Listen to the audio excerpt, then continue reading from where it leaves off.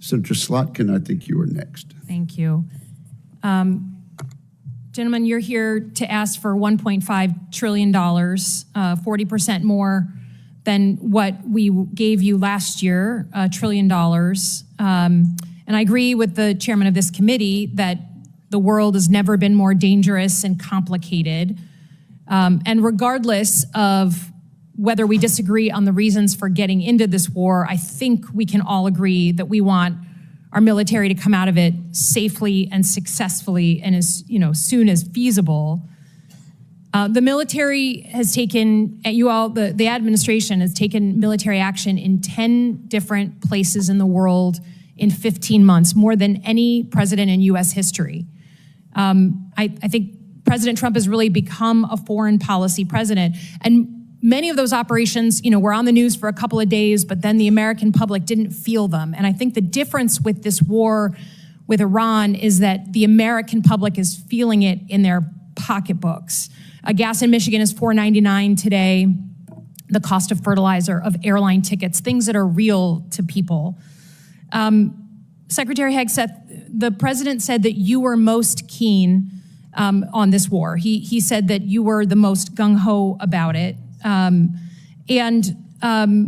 think despite us all wanting to come out of this successfully, it is hard to miss that we are at the stalemate, that we don't control the Strait of Hormuz because shipping is not getting through.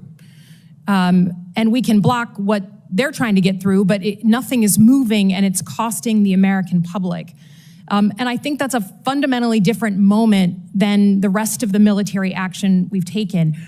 Even in Middle East 101 class, we used to talk about and run war games on the Strait of Hormuz. It's a strategic geography that the Iranians have.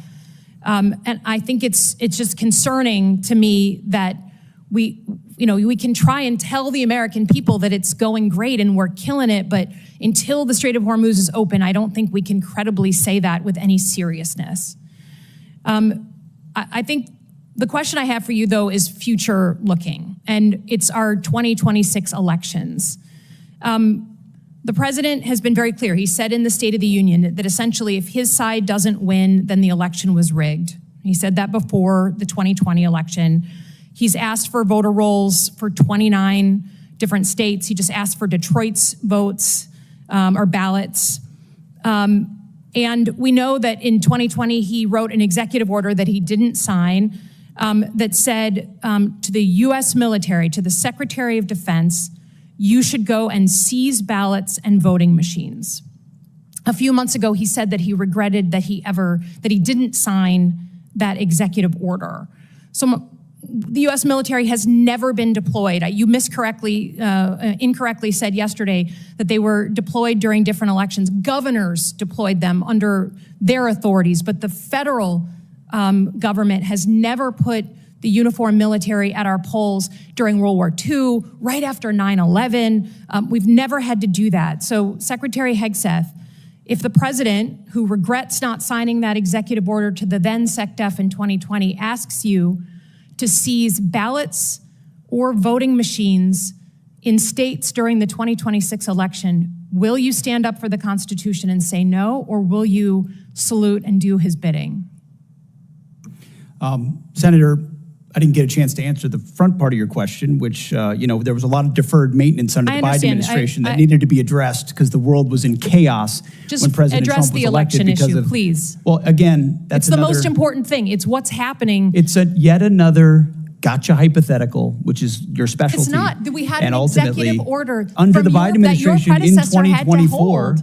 It's not a hypothetical. I refuse to accept. You give that answer all the time. You and I have done this dance before. Get over it, okay? In 2020, he's the president, your boss, the guy you're performing for right now, told the journalists this year that he wished he signed that executive order to your predecessor. And your predecessor said publicly, thank God, we didn't actually go forward with it. What are you gonna do? You're the guy here in the seat. It's not hypothetical. Tell the American people, will you deploy the uniformed military to our polls to collect voter rolls or machines?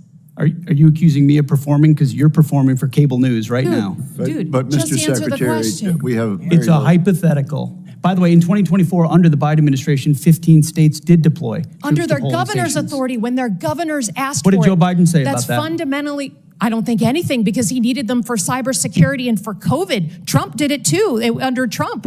But it was not the federal decision. It was those governors of the states under their authorities, okay? It's never been done in our history. Please stand up for the Constitution. Do not send uniformed military to our polls.